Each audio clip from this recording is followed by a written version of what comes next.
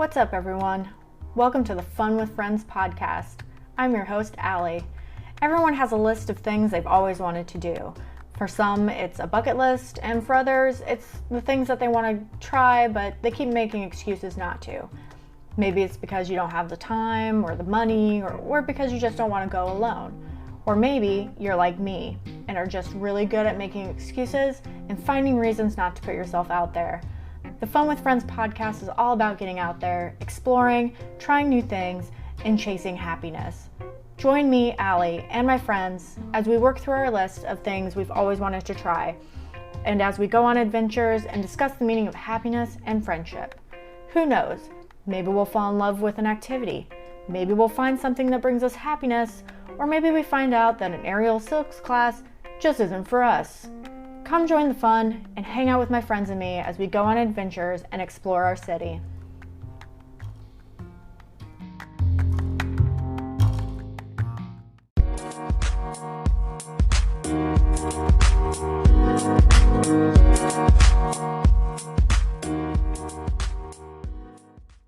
Hi everyone, welcome to the Fun with Friends podcast. I'm your host, Allie Coots, and joining me on today's episode is my friend Katie. Hey everybody. Katie and I recently, we're currently still camping in the James River State Park in Virginia. It's located kind of near Lynchburg and Charlottesville, like central part of Virginia. And like I said, we're still currently sitting Fireside by the campfire as we record this, so you can probably hear nature and and the fire roaring in the background. We're also sipping on some lovely drinks. What are we drinking today, Katie? Tasty beverages. Well, I'm having the Redneck Mojito, which is a little dash of some peach pecan whiskey, Delicious. Distilled by Lick Life Spirits in Zebulon, North Carolina. Very good. nice, very nice. With some ginger ale, a little bit of Sierra Mist. Gunshots in the background. There Don't worry we about go. it. All Don't worry right. about it. And then you have some apple pie. Moonshine, which is delicious. It's quite the treat. So not only are Katie and I camping over this long weekend, but we are also visiting several sites that are near here. So we visited the Yogaville LOTUS Shrine, and then we saw Poe's dorm room at the University of Virginia, and then kind of took a stroll down in the historic district of Charlottesville. The downtown mall. But before we go in depth into any of those adventures, let's learn a little bit more about my guest, Katie.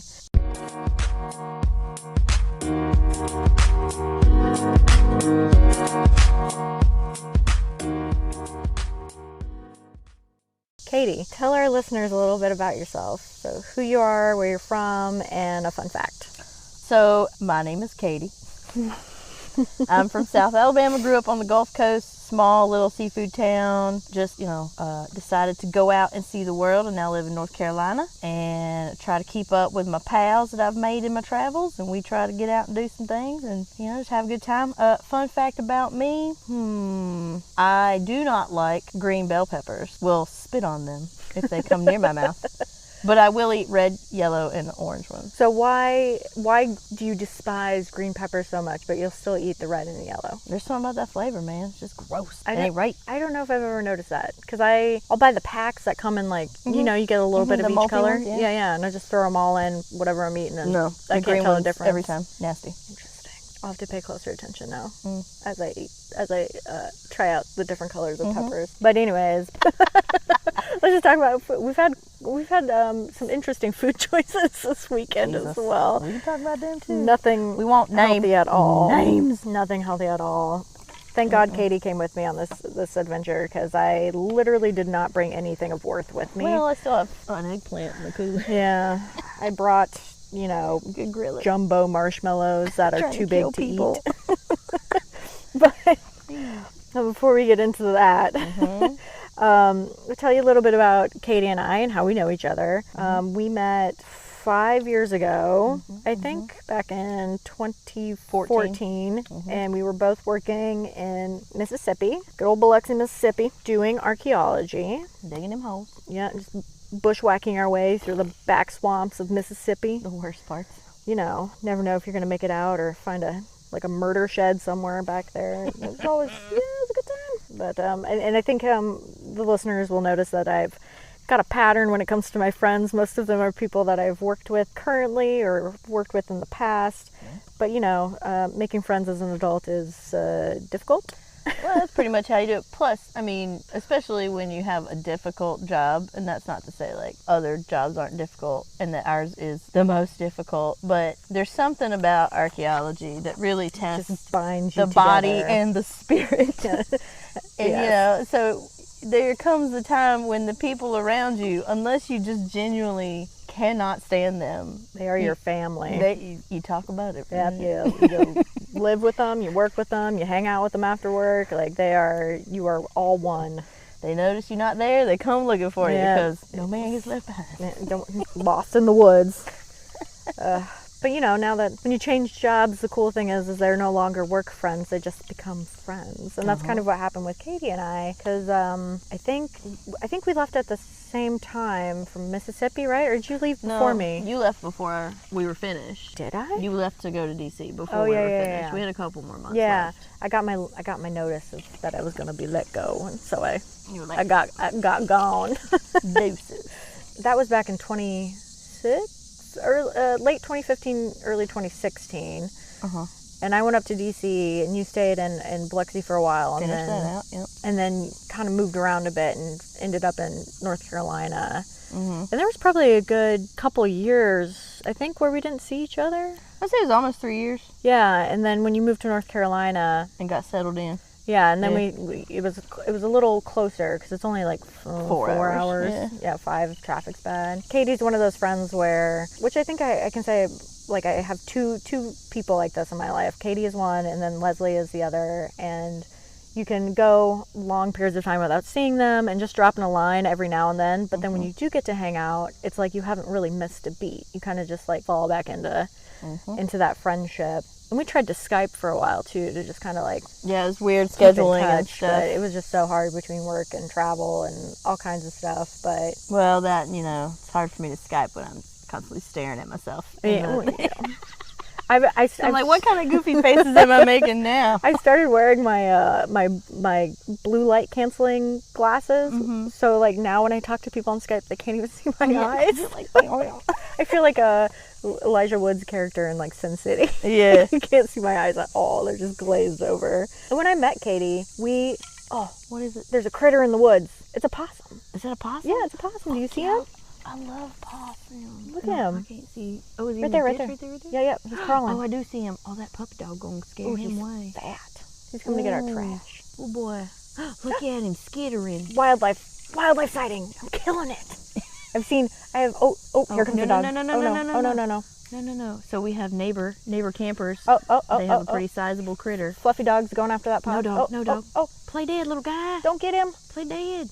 Oh Use your defense mechanism. no. Okay, she got it. Oh, poor little possum. Well, I'm sure he just played dead for a minute. Yeah. You know. Cute. We're killing it on the wildlife setting. We've seen North America's only marsupial. I know. People are so mean to them though, because they're weird. They're kind of gross looking, and they eat trash. I love their little creepy hands. I know. man. They're like little people hands. But you know, and then they carry their little babies on them. It's But you know, adorable. I love their hands. Can't stand a little like Capuchin monkey's hands. No, sir, Bob. Don't touch me with those. Another fun fact. Don't touch me with Possum hands are fine, but monkey hands, no. No, because they're too much like people's, but they're not Yeah. people's. Too much like a human, Yeah. but just off so that it's not right. I Like know your what you're brain talking can't about. accept it. Not quite right, and it like freaks you out. But You'll have to do some research. I'll You can just- plug that in. yeah, Editor you know, Allie that's plugs it in. that's not gonna happen. All of this is staying in.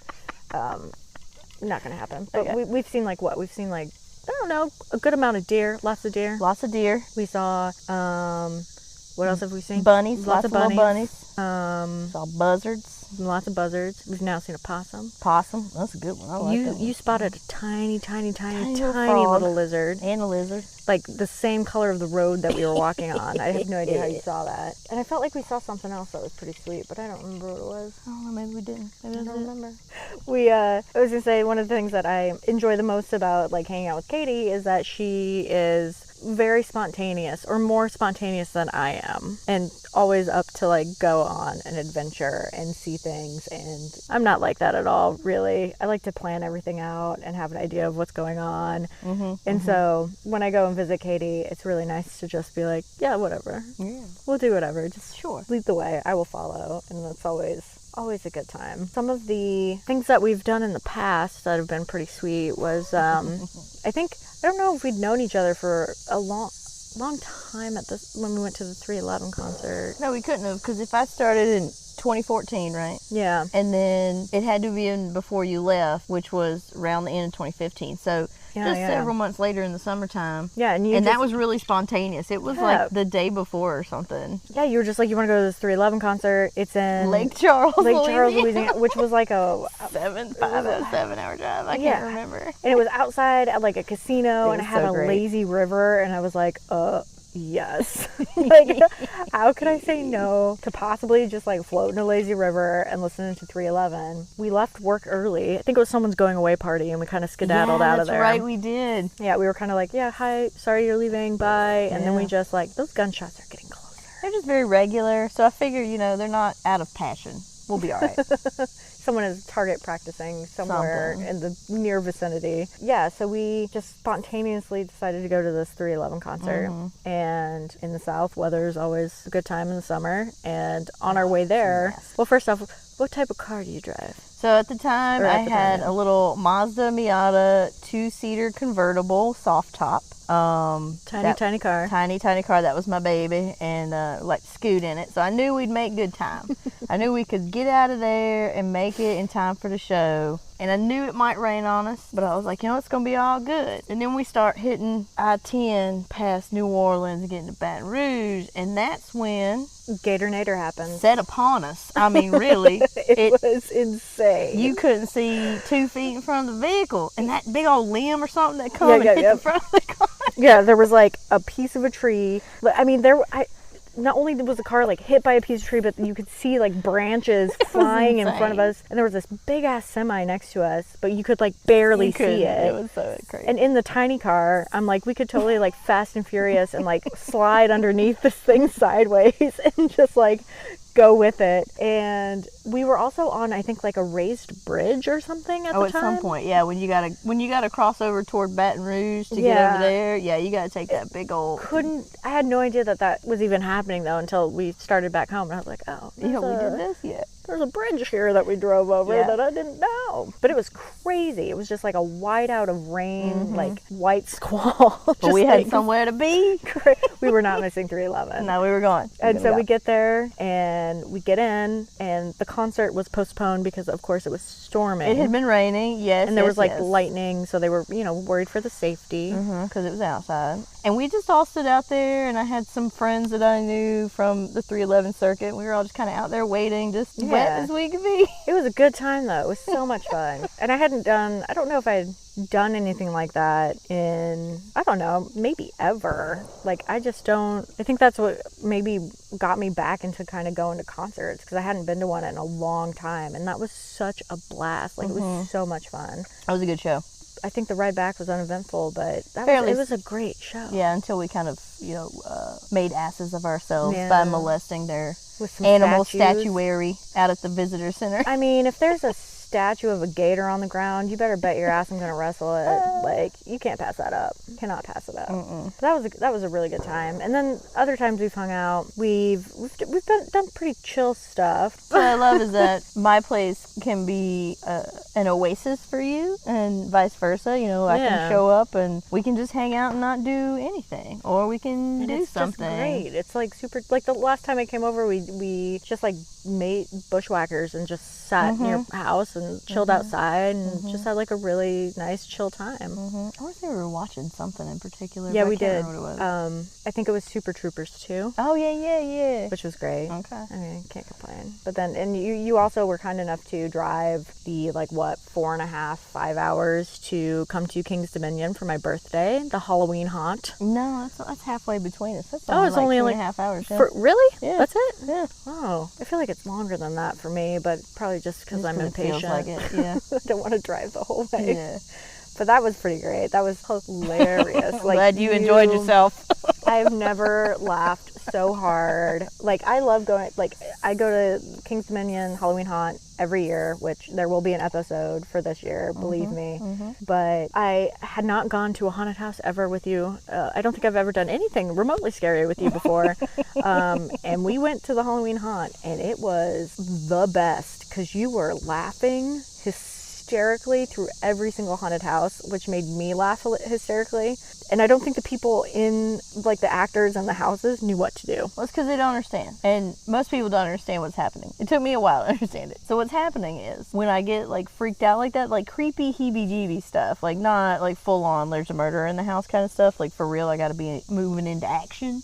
But, like, heebie-jeebies, it gives me the will. I will start laughing as my defense mechanism, because I'm just like, I don't like this, make it go away. It's like a nervous tick. Yeah, it's just my nervous reaction. So I just start laughing, and then what that does is they see somebody laughing, they're like, oh, they're not taking this seriously. They think this is a joke. Oh, they're just, oh no, we're scary. And then they mess with you more. So they come at me, and that's when I'm just like, that one kid was up on my neck. Yes, and I was right behind you, just dying. And so I just stop, and I'm just like bent over, laughing my ass off, and the one kid just like creeps up behind me and says, please don't pee on yourself. And I was like, first off, motherfucker, I'm a 34-year-old lady. And I did not wear my Depends, so that's a possibility. Okay. I try not to pee on myself in public. I ain't sneezing, so we good. Whatever. But yeah, they like to come at me. That was something I learned, like, a long time ago. Oh my God. It was really, truly one of the best Halloween, not only one of the best Halloween haunts that I've gone to, but one of the best birthdays I've had in a while, just because it was it was just pure joy watching you get tortured by these people. It was so amazing. glad my torture entertains you. You know what what we didn't remember, though? Your other birthday adventure, which was to Harry Potter World. Oh my God. And Adventure Island. Yes. Yeah, so we were both working in Florida for hurricane recovery, and it was during my birthday. And I had maybe pulled some strings to get Katie deployed there too to work with me. And we went to Universal Studios. Yeah. And it was the wonderful wizarding world of Harry Potter. And I had never been to a theme park before. Oh, really? Yeah, that was my first. I'd been to like Six Flags, but never like a big one. Yeah, and like King's Dominion, but yeah, well, I mean, they're pretty decent. Yeah. But this was like, I felt like this was my first like real. Yeah. This was it. And Katie came along. I did. Side note: I am not like epic Harry Potter fan or anything. I'm into wizards, witches, fantasy, all that kind of stuff. Did it turn you into a Harry Potter fan? No. Oh, okay. Watched all the movies, did that kind of thing. I just never it's just one of the things. It's like it came out at a time when I was reading other stuff, and I just, I'm into it in that it entertains me. I just finished listening to Mike Schubert read the entire fucking Harry Potter series on Potterless. Yes, fantastic podcast. Yeah, fantastic podcast. If you're a Harry Potter fan and you have not listened to Potterless, go fucking listen. Have to. He's so freaking hilarious, and it's amazing. But yeah, so I mean, it's something I know. I got a lot of friends that really was like formative for them. So I was gonna have a good time. I had been to that set of theme parks before. It did not have Harry Potter at it at the time. I was really disappointed. Dueling Dragons had been taken out. I was like, no. But I enjoy going to theme parks. I like riding roller coasters, which I do not. Allie does not. I hate roller coasters. I literally cry when I'm on them. You didn't cry on the Hulk. You did good. No, I did like the Hulk. That was like, I think that's one of the only roller coasters I would go on again. And I think it's because it's fast and it's over quick. And it doesn't have the thing that creeps me out the most is like the slow climb up and then the like vertical drop to your death. I don't like that. I don't like it at all. Like if I wanted to experience that, I'd be in a plane crash. Like I'm just not into it. Like I don't. And at least in a plane, I've got like a roof over my head. Whereas I don't like roller coasters. I don't like. But you did good. You even went on one for when we were at the Halloween Haunt. The Halloween Haunt for me on your birthday. You suffered a little bit too. Look at that. I cried on that one for sure. That was. It felt rickety as fuck. That was. Can I cuss on this? Yeah, you're fine. Sure, why not? Please do. Explicit. But Harry Potter World was. That was really good. I mean, I think I had a very real sense of like being a child again. Like I bought myself a interactive wand. I was like pushing kids out of the way to get to those windows. Like, well, you had to, because they was sassy, those kids, and taking it over. Excuse me, ma'am, are you done yet? Don't call me ma'am, and no, I am not.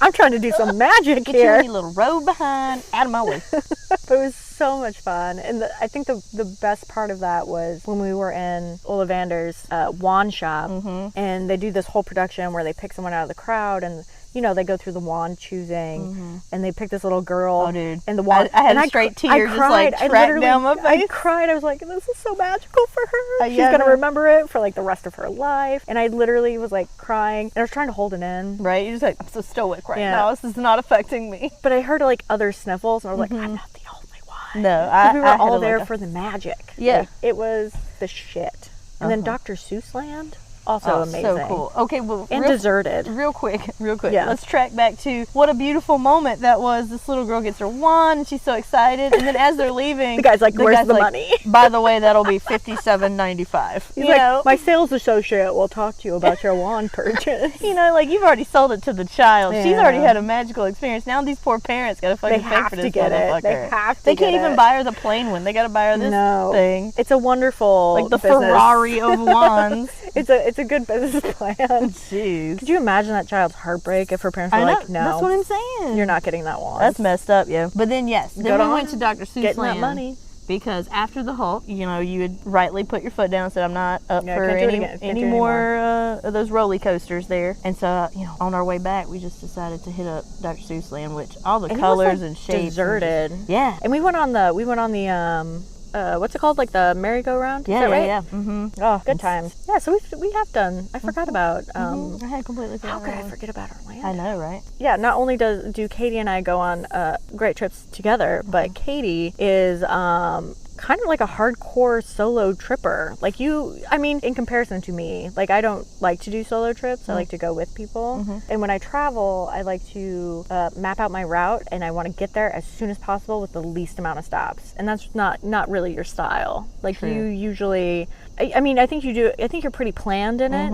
Like you get on like Atlas Obscura, which is where we found some of the sites that we went to on this trip. And so you go on there and you find like little weird areas and just kind of do these solo road trips and have some pretty cool adventures. Yeah, especially when I was traveling for work. I mean, it would just you'd go places, and so you'd meet a whole lot of new people in the offices, but a lot of times the age demographic wasn't quite, at retirement age versus college age. It wasn't really right at my level necessarily. I'm kind of in the middle of the road. I also have very specific tastes and things I like to do. I really like geology, archaeology, history, weird, just kind of, as much as I say I use laughter as a defense mechanism and hate creepy stuff, I like to go visit creepy stuff. Abandoned places. Yeah, just kind of like off the wall type things, and then also just going to see like waterfalls, and if there's a natural kind of environment that needs exploring, like I want to go see that place, because what's the point in going to the mall when I can go to that same mall 1,000 miles away? Because sometimes that's what it would be like, hey, do you guys want to go this weekend out because it's supposed to be nice? Like, it's in the middle of winter in the Midwest and it's been snowing the whole time, but it's finally like a day when we can actually go somewhere. I'm like, hey, do you want to go somewhere? Like, oh yeah, you want to go to the Allan Mall? Nah, that's not where I want to go. Yeah, because you can go there. No. You can go to that anywhere. I want to drive down and see where Captain Kirk's future birthplace is going to be. All right, so none of them were down with that. They were like, no. Who's Captain Kirk? Right? Is that a Star Wars thing? Oh, okay. All right. Yeah, I'm going to go now. I'm going to go right over here. But yeah, so I do, when I was traveling a lot on my own, obviously I would go off. Every now and again, I'd meet somebody just super cool, toots in point. Yeah. And, it'd be a team member. We'd go out and do things together. Now that I'm home a lot more, I try to convince the husband he needs to go with me. He does not like being hot or around bugs. So not so much a lot of outdoor stuff, but we do go hit up some little weird things here and there that we can find, or take a motorcycle ride to, and that's always fun. Yeah. You did a cool little trip in Florida. It was like an abandoned shrine. Is that what it was? Oh, okay, no. So because you sent me, Katie also takes she does like the Insta Polaroid. Oh yeah. So when she goes on these little like outings, she'll take little pictures, and every now and then I'll get like I'll get a card in the mail, which is also something I very much appreciate about Katie. Physical mail. Physical mail, because there's nothing better than getting something from someone in the mail. When you're not expecting it. It's just out of the blue. And so she'll always have these little packages that she'll send me, and there's, you know, there's usually like a Polaroid or two of like your latest shenanigans. And I always enjoy that. I hang them on my fridge. Yeah. Like I have a picture of you with your head inside of the shark mouth. Yeah. That's what made me think of Harry Potter. I thought of the shark mouth. But yeah, that was like a crazy thing that I drug a couple of the gals on. That was a really good disaster to have worked on, just because the crew in my particular location was really great, and I still talk to those gals all the time. And we still plan to see each other. You know, like we try to get in touch and stop by and see each other. So that was a crazy place. It's on the National Register of Historic Places. Another thing I like to do is find like the creepiest, weirdest place that's also on the National Register, because at some point somebody in the National Park Service said, this is so important, we need to save this. It has to be put on the National. Like, are you kidding me? What are you talking about? And there's some creepy stuff on like there. the Axe Murder House. In Iowa, Villisca, Iowa. That, I mean, you need to save that. It needs to be documented. But so this place is a part of history. It's called the Coral Castle, and this fella from Eastern Europe somewhere came to the States. Story was he had fallen in love with some gal, and then they told him he had tuberculosis, so he left and came over here. And then he decided that he was going to build her a castle to show her love from him. Come to find out, it was all like a one-sided thing, maybe based on some of the letters they had found. He's like a little he was bit of a making stalker. it up in his brain or something. But the whole what's crazy about it is this place is not actual coral. It's fossiliferous limestone that has been excavated out of local like quarry areas, and then even right there on site, and it's all open space. Like there's no roof. There's only like one tower with a roof on it, and that's where he slept and lived while he worked on it. The crazy part about it is, how did he build this thing? He's got these huge blocks of stone, some of them 9,000 ton or something. I mean, you're talking insane numbers. And some people lean towards, you know, the aliens taught him how to use like electromagnetism or something. Like it's like Easter Island and the pyramids, man. It's all aliens. But it was really good, and I've got some really great photos of me with his cutout that I feel like, you know, we really connected. Me and old Ed. Just put that, frame it and put it in your house somewhere. Yeah. Well, I've got the little Christmas ornament, you know, I keep on the tree. Gosh, even better. Even better. I love it. I love it so much. Old Ed. So we kind of took a page out of Katie's travel notebook for this trip. Like we have been trying to link up for a while and just schedules, and so over this long weekend we decided that we would go camping, and then, you know, we checked out Atlas Obscura, and there were and Roadside America. I like to look at them too. You tend to see some weird stuff on there. Yeah, and there were like a good TripAdvisor's helpful too. I don't know, like 10 to 15 places kind of in the area. Yeah, because the problem is we're on this little spot in the park. The park is, to get anywhere, you have to just go out and around, and so going anywhere is quite a drive. So it takes like an hour or two. Yeah, we tried to pick places that were kind of close, and then some of them just weren't really that interesting to us. I mean, there were some that I just really didn't feel like, you know. Yeah. What do we care? Would have been worth it. So we did decide on, we went to the Light of Truth Universal Shrine, the Lotus Shrine, dedicated to the light of all faiths and to world peace, which is located in Buckingham, Virginia. And that was about 20 minutes down the road from us. Yeah, right? Not bad at all. Well, actually, before we get into this, let's talk a little bit about day one at the park. Okay. So James River State Park, pretty remote. Zero cell service. So if you're in trouble, you're fucked. At least 10, 15 miles out, you got no cell service. Yeah, no one's going to know where you've gone or what's happened to you. It's very The Hills Have Eyes, or Wrong Turn. Wrong Turn, that's the one I was thinking of, like the entire time we were out here. But absolutely beautiful. Like lovely. we got a spot that was, we call it Murder Lake, because it's like this branch pond. Pond, yeah. And it, there are like 7 spots down here. It's very quiet. Like we're probably the loudest ones right now. And then we kind of drove through the entire park the first day, or at least all the camping areas. And there are a lot of really good spots, like right by the river. And you can rent canoes, you can go tubing, a lot of fishing, just a really... There's equestrian trails. They got all the amenities necessary for camping with your horses. Yeah, lots of hiking trails too. Nice cabins, real nice. Very nice cabins. Like some of the cabins fit like 15 people. They're huge. It's pretty amazing.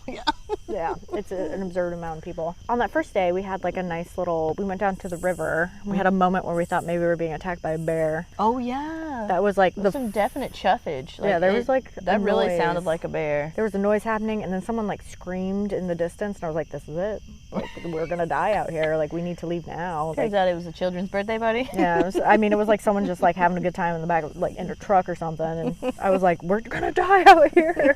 We need to run." Everything was fine. Nothing was happening. And then we like ate dinner down by the river. A wonderful dinner of tuna out of a can and some little mandarins, some halos, you know. But it was very pleasant. Yeah, we got to watch the bats and watch the river flow by. Yeah, it was a really great. Great. But we're gonna pause for a moment so we can drop some more wood on the fire here. We're getting kind of that too. So we will be back in a moment.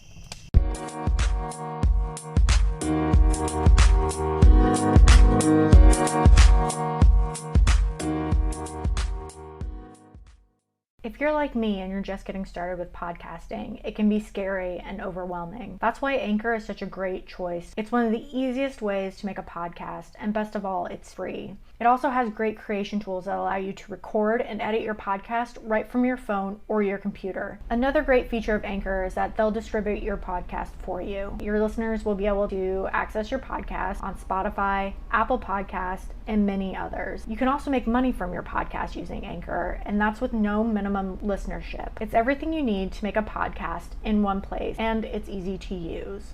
Download the free Anchor app or go to anchor.fm to get started today.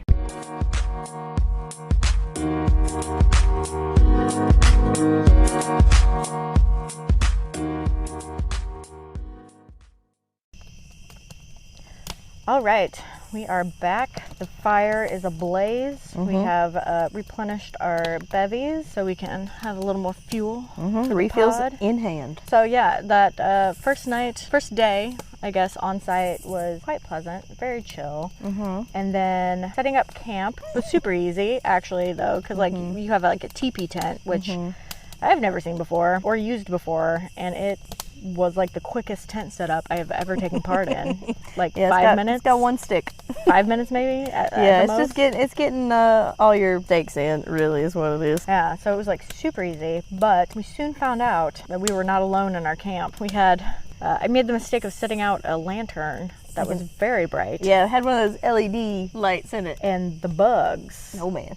Not just like any bugs, but these giant. It was like a bumblebee, wasp, like. That was some meat and shit. Like, I don't know what's going on. It was huge. It was massive.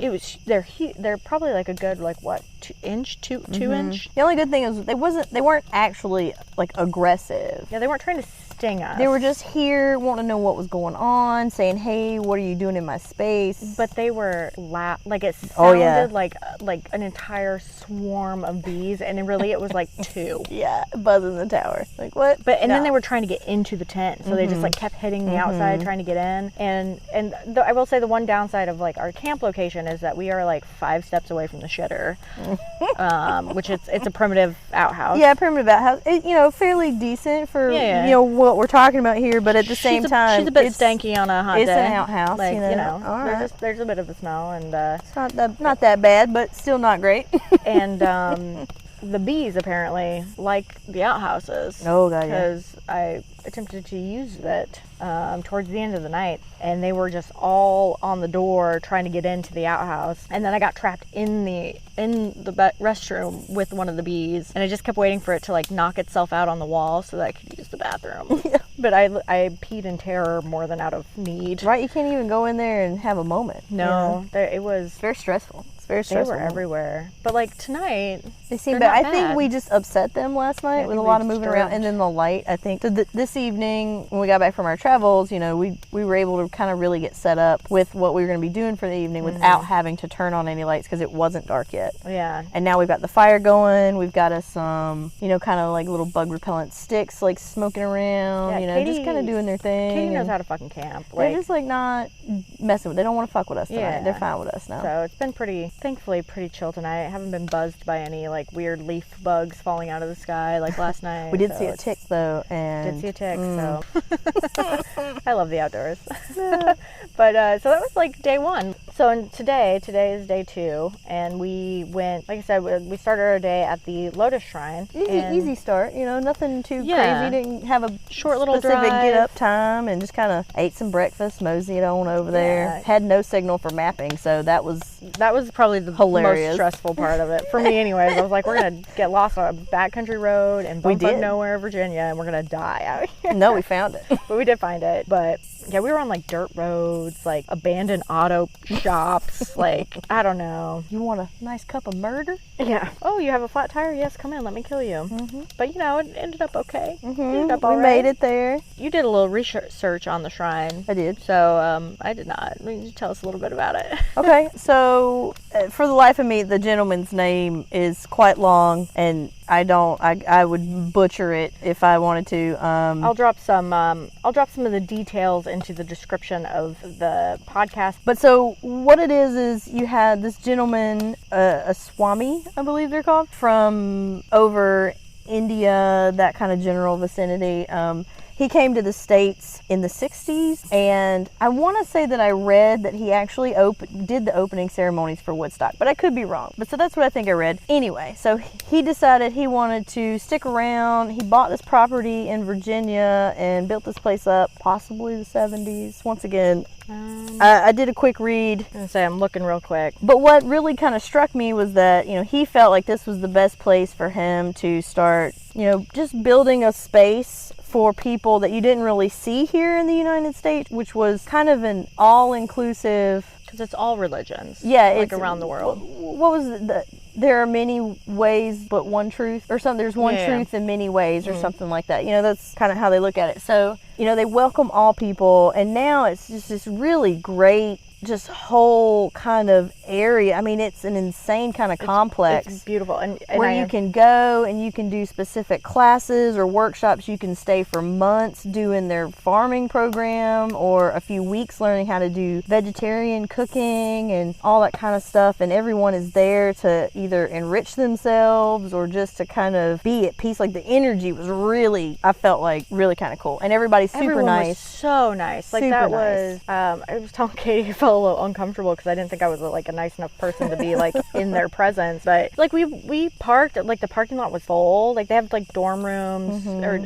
kind of like dorms. And like we parked and we walked in there, and the very first person we met was like introduced herself, said good morning, was like very pleasant. And she was like, enjoy your day, and definitely stop in here because they'll have maps for you and more information. And people were just like super especially pleasant. for tourists. Like somebody coming in and not really planning on partaking in any sort of ceremonial thing that they have going. And by ceremony, I mean any of the yoga classes or anything like that they have doing. Meditation. It really, we were just visiting. We were just kind of stepping into their world and kind of disrupting things a bit, because we're not typically dressed like everyone who is there going to be dressed. They just all took it in stride, and were really very happy to have us, and really kind of just gave us everything we needed to pick what we had time for, what we were able to fit into our day. Yeah, and so here's a little bit of information, and this is from one of their pamphlets that we got while we were there. So the shrine is built in the shape of a lotus flower, and which it is pink and blue, and the actual design of the building, it's a gorgeous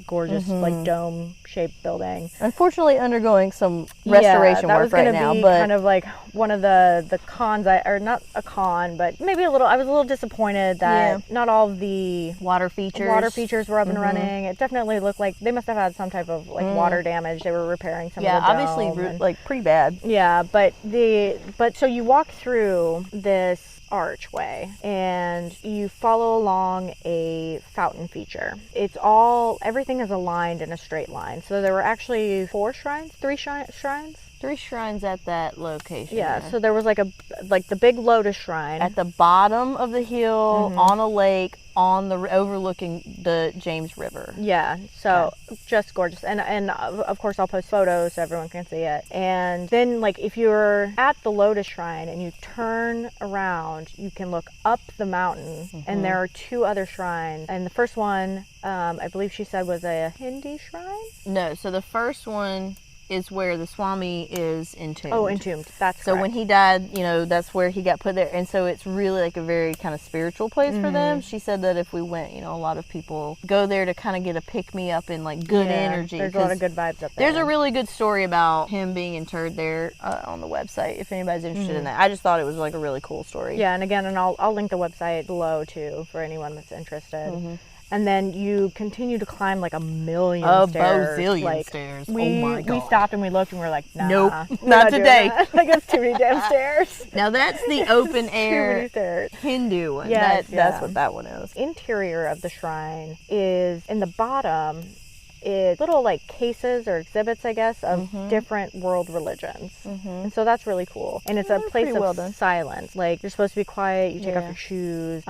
If you're not in like modest clothes, they provide you with just a piece of fabric you can wrap around like a sarong. Like I had on shorts, not real short shorts, but just to, you know, kind of make sure I wasn't stepping on anybody's toes. I wrapped myself with the sarong. So and so you can kind of like peruse the bottom part, and then the upstairs is where they do the meditation. It looks like a spaceship. It is definitely like a spaceship. Like it was crazy. But the thing was is like I walked up the stairs and my head was immediately like heavy.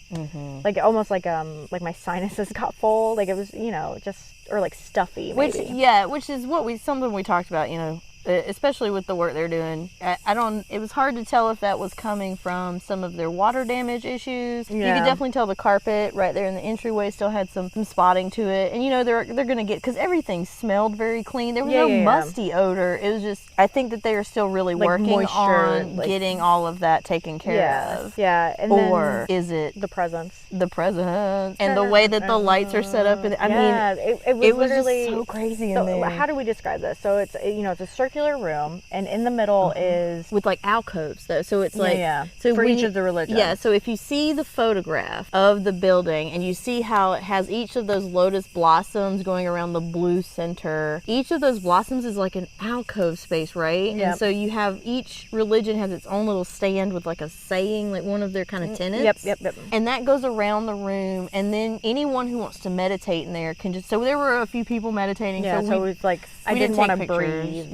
We were trying to be very respectful. Yeah, I didn't want to, and they seemed like they were like deep. Yeah, they were deep into it. And I didn't want to like mess with anyone's vibe. So, but then in the center of the room, there's like, I don't know, an altar, I guess. I mean, I guess if you wanted to place, it was like the center point. Yeah, I mean, I think it was just maybe to give you like a focal. Yeah, but then there was this giant white, so it was like a pillar of light. A pillar of light that turned red at the top. But it was a tube. It was definitely like a tube. Yeah, for sure. So it was like this giant, like fluorescent white tube shooting up to the top of the dome, and then it was red.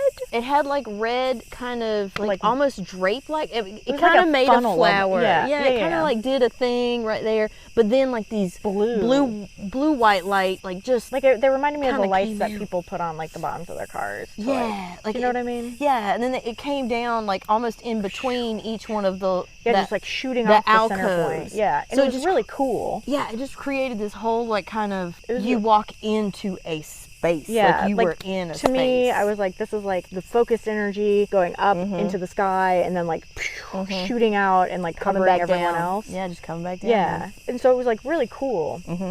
But I stood in there and I was like, I don't feel like I can breathe because I don't want to disturb people. My head's super stuffy, and like I felt a little uncomfortable just in general because I was like, we were just kind of there to like. I didn't want to really mess with anyone. And see. Yeah, we didn't want to kind of harsh anybody's vibe. Yeah, but it was super cool. They started building the Lotus like in 1980, and then the actual Lotus itself in 1982, and then they finished it in 86. But you know, all that information and everything's on their website, which again I'll link to, but which you should read because I cannot remember for shit. Yeah, I was like, I like glanced at it a little, but then I was like, you know, we'll figure it out when we get there. It'll be fine. I'm really interested in going back. I'd like to go back and do some of the actual like weekend stuff. The yoga retreats. I would love to do that. And there's so much like hike. The little trail that we took. So this is the thing.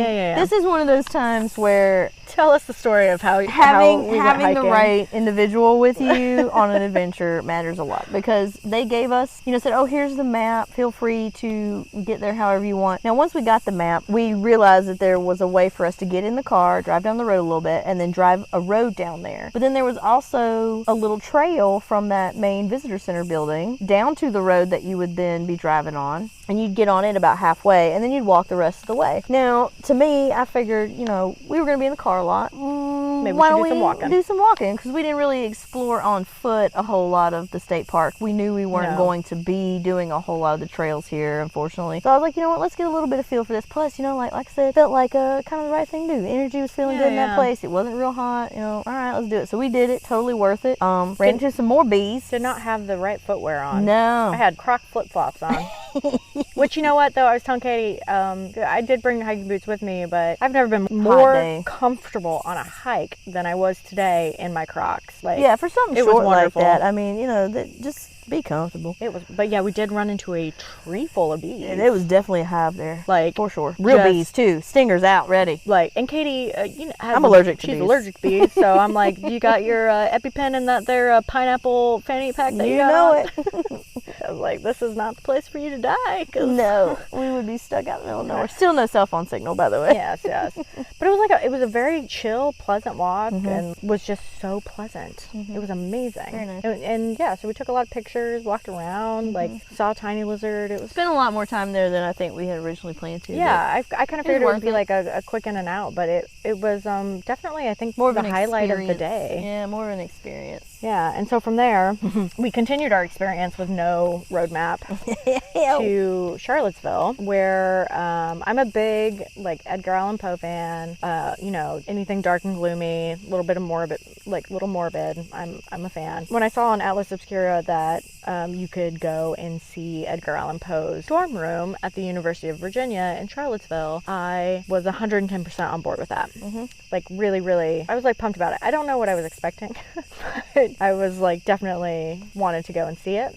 And so that was stop one when we got into Charlottesville, and that just getting there was a nightmare. The roads don't make any goddamn sense. Well, and it's UVA, all the kids are coming back into so school. Many kids. Parking was nightmare. Trying to figure out how we were supposed to park, because we found where his dorm room was, but then how do we find where to park, and parking in the general area, and then trying to walk over from there to get where we had been. And we had seen some places we might have wanted to go back to at some point. We did not end up doing that. Some good food places. Yeah, we skipped out on those. Missed out on some good dumplings. So by then, I think we had not actually had real food. We had our little breakfast here, and it was 2:30. I think we were at Poe's at 1:30. Oh, okay, 1:30 ish. Yeah, and we had some Road food, Slim Jims. Snapping to a Slim Jim. Got that Gatorade in there.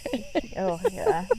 We needed to hydrate because us being unprepared, we went on that little hike. We didn't have any water with us. No water, because who needs water? It was all good. We weren't dying, but it was nice to have some liquid. It was good to get some fluids after our little excursion. Yeah. But yeah, so we eventually found parking, and then we had to navigate the campus, which children everywhere. I was gonna say, I don't know, as a 33 and 34-year-old cruising around a campus with a camera around your neck, it felt very out of place and uncomfortable. We felt like all the moms and dads who were there. Yeah, but I also felt like I was being judged, which I wasn't. And nobody was. Mind you, we're both in nobody cared. Katie's wearing a self-made tie-dye shirt. Yeah, peasant top. I've got a gray and neon yellow shirt on and torn ass jeans. We haven't showered in a couple days. We're looking a hot fucking mess. And all these college kids, I felt old. They're all walking with their phones in front of their faces. Nobody was paying attention to that. Old. But yeah, we finally made it to Poe's dorm room, which I didn't realize. Very interesting setup. Very interesting. I did not realize that current students could live in those historic dorms. Yeah. And they've placed a plexiglass cover over his dorm room. Which my understanding is it's not any of his actual stuff. It's just how he may have had his room set up at the time. And they've thrown in a bunch of ravens and shit in there to just to. He just had dead ravens hanging out. Just to push it home that it was Edgar Allan Poe's dorm. I think for a very brief amount of time. I don't think he was there very long. You know, that wasn't our expectations were for that. I think were a little too high. Yeah. We just weren't ready for that to be at what it was. But then we saw that super cute church on campus. Beautiful church. Yeah. I don't know what church it was. Is that a Gothic cathedral? I think that's got to be the way the windows. Well, and it had the gargoyles. Our next destination from there. Give us the lowdown of where we went. Okay, so the next destination was a local bookshop, which we later found out to be called New Dominion. Okay, New Dominion. And the reason why we wanted to go there is because there's supposed to be a rose garden on the backside. It's very beautiful. Supposed to be. It was supposed to be really nice. And, unfortunately for us, it is a little late in the season.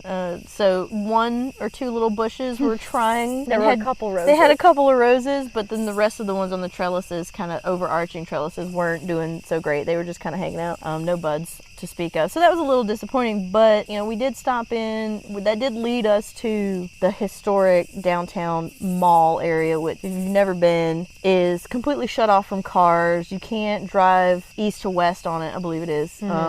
There's a couple of side streets that might cross north-south through it. Yeah. But that's few and far between, I want to say. So we got to walk through there, see all the historic storefronts, all the little buildings they had. Historic buildings. Yeah. So much ice cream. Like, I've never seen so many ice cream parlors. You could smell the ice cream on the air. Like, I was walking and I was like, there's a Ben & Jerry's or something around here. There's a lot of food. Like, I thought there'd be a lot more kind of stores. There's a lot of food through there. There was this giant antique store where we both stopped and we looked in and we were like, we can't go in there because we will never come out. Like, we will disappear into the depths of that store, and that will be the end of us. Yeah. We'll be gone forever. Yes, we made the decision to not do that. But we did see some good stuff. Wandered through there. We took a chance on eating in one of the locations there. We won't name them because it's not good. We're not trying to be ugly about it, but we did not have the best experience. I really wish we had the gumption to have gone back to the dumpling place that we saw close to campus. But the traffic was just... And there was no parking. A full nightmare. Like, it was insanity going over there. Got a bug. So that was a pretty quick little trip into the downtown mall area. I mean, we just kind of popped in, we wandered until we found the bookstore. I think we were down there for like a couple hours. Yeah, and then got us some food. And the bookstore itself was pretty cool, like the interior. Got a book. A pretty old bulding as well, I think. Yeah. If I'm remembering correctly. Yeah. So Katie. Yes. What was your favorite thing that we've done? My favorite thing that we've done this weekend, aside from just the travel time, getting to and from, because, like I said, I like to mosey. I did stop in Farmville on my way in to go hit up one of the Artomat machines in Farmville. So I got to do that. And then just, us just kind of catching up, having that time in the car to, one, be scared shitless for our lives because these roads are insanely small and the speed limit is 45, and yet it's so hilly and twisty that doing 45 is just like, no. I felt like we were on a roller coaster. I felt like we were speeding to our deaths. I mean, you can't look away from the road for a second. Terrifying. So insane. So terrifying. Just having those really fun moments, seeing, more wildlife, deers and snakes. I think that one was dead. That snake was dead. Just catching up. I enjoy that. But I think if I had to say which, other than the state park, because this is really a great location. It is a fantastic little park. I feel like they're doing a really good job out here. Other than that, I think going to Yogaville, like the LOTUS stuff, was probably my favorite part. I agree with you 100% on all of it. Like, just the vibes and everything were just really chill. And I was going to say the same thing. Like the car ride, I think we spent like an hour and a half each way in the car, and I just love it. We get to hang out, we get to catch up, to hang out, get to laugh at how we almost died just then. Yeah, it's so, almost hit deer on the road. It's a good time. But yeah, the LOTUS place, like, it was just a really, I'm glad that it kind of made me go for that hike. Well, it was totally worth it. It was one of those conversations like, well, do you want to walk or do you want to take the car? I mean, we could take the car. I think there's a road. And then it was like, well, I don't know. I was like, all right, if you're leaving it up to me, we're walking. No, and it was totally worth it because the weather was really like... Yeah, it was good. Perfect. It was beautiful out. It was warm by the time we came back. But even that, like, I was worried about the hike up because I was like, oh, God, I'm out of shape. Steep. I'm not going to make it. And it didn't even seem that bad. Like, I was winded, but, like, I don't know. It was just like it was a really cool area. And I definitely, I want to go back and do, like, a retreat. And, like, the idea of, like, just sitting in silence for, like, a weekend seems very pleasant. Because they do. They have just the silence ones. Yeah, I like that. And I do have that on my list to go to a wellness retreat. So okay, all right. maybe I'm there for we you. can go back I'm there for you. do that. We will. What was maybe your least favorite part? Besides the food. Yeah, besides our restaurant shenaniganry. I don't know. Or did you have one? Maybe you don't. Yeah, I don't want to say least favorite. I just say it wasn't as enjoyable. Obviously, for me, I'm a little more out. I like a little bit slower pace, kind of just chill. Just having to be in the city, just like that whole with, and it's a Sunday and the people are still just like, almost out of control. Just, and folks. No, that was stressful. Not paying attention to where they're going. Yeah. And, and then we didn't know where we were going. So we're on the other side of the spectrum where you got people who's not paying attention, and then you have people who just really don't know where they're going. They're trying to navigate, and so it was very stressful. And by that time, we were both pretty hungry, pretty tired. They were a little hangry. Pretty tired, but we're still positive spirits. It was far. And then this whole trip, I've also been battling with keeping in contact with my husband. Oh, yes. Because, he's concerned, like, are you dead? Because I have absolutely no cell phone signal. And there's no, and they try to offer Wi-Fi here at the visitor center, but it just didn't work. I couldn't get it to actually, like, get out and do anything. So, we had been having trouble. So just kind of getting there and trying to get on the phone with him. This is the first time we really had signal. And then just kind of, it was really... Just kind of stressful. Yeah, the vibe was totally different. Yeah, and having had, just that kind of like really nice, cool vibe from the morning. We went from like a very calm space to a very chaotic space. Yeah, it was very chaotic. I agree. We should have just stayed at Yogasville and like had a day of it. Like we should have had lunch with them. Yeah, just, they offered. Chilled out. They did. Once they found out we were going to hike down, they said, once you come back, it'll be lunchtime. Have lunch with us. They were so very nice. We really did cover like both ends of the spectrum. And yeah, I'd have to agree. I've lost a bit of my outdoorsy because I don't camp as much, but the bees attacking me in the bathroom has been a low point for me in my life, I think.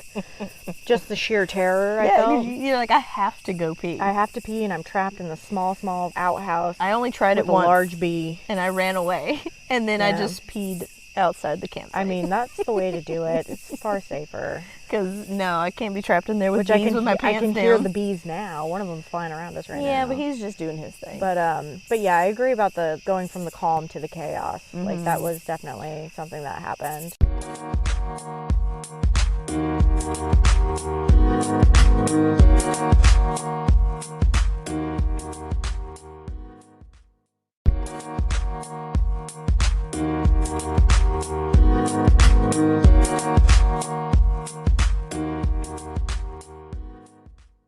So I like to ask everyone at the end of the podcast 2 questions. Okay. So question 1. I didn't do it. Lies.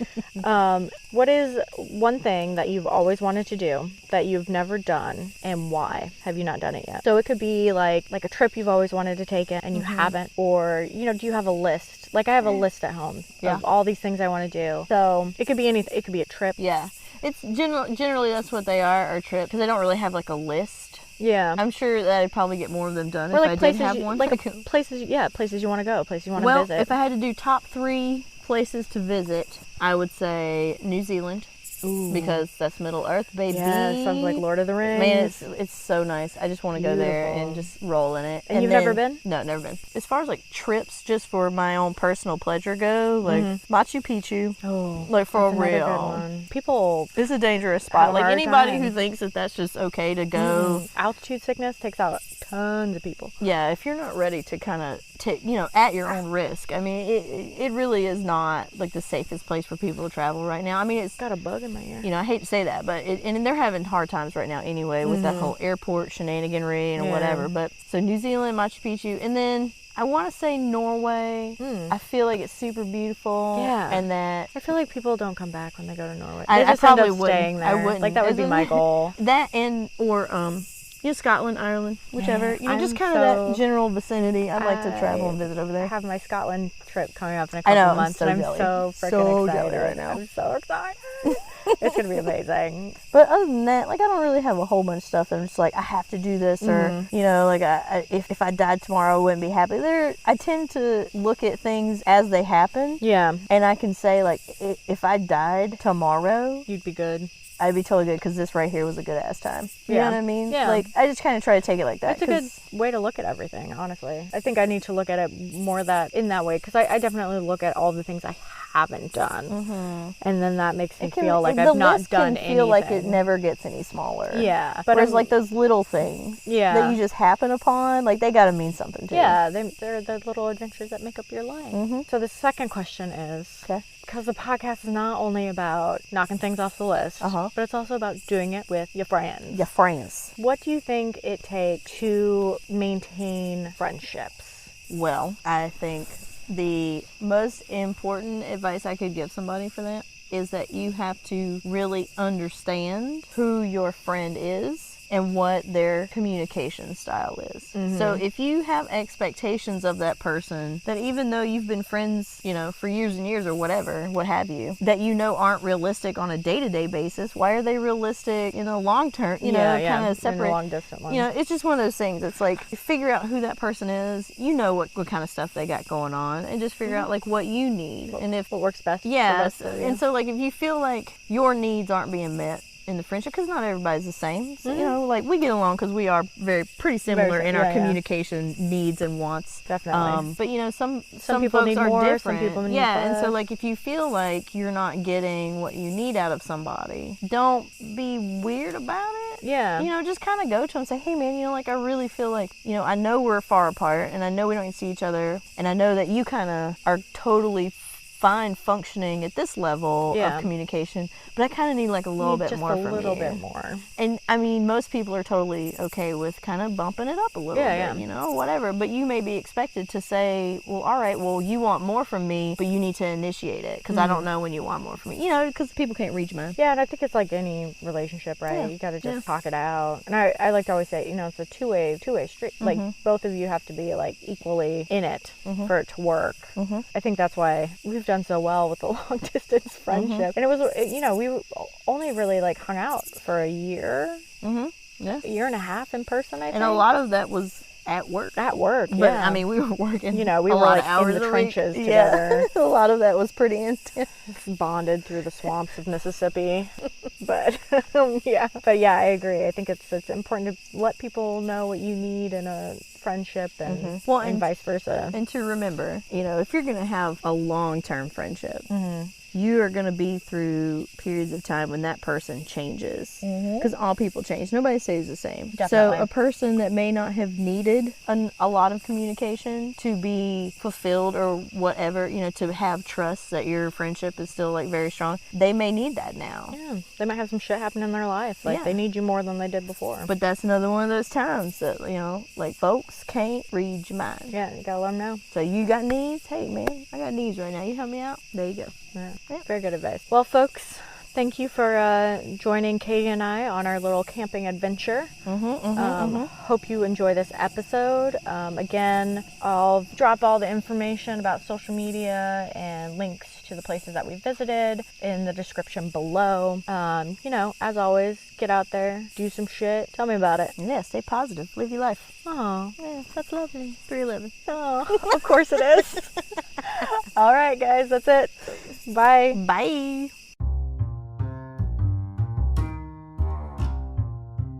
I'd love to hear feedback about the podcast, and be sure to follow us on Instagram at Fun with Friends Podcast. And you can also find us on Twitter at FunFriendsPod1. So be sure to check us out. Thanks. Bye.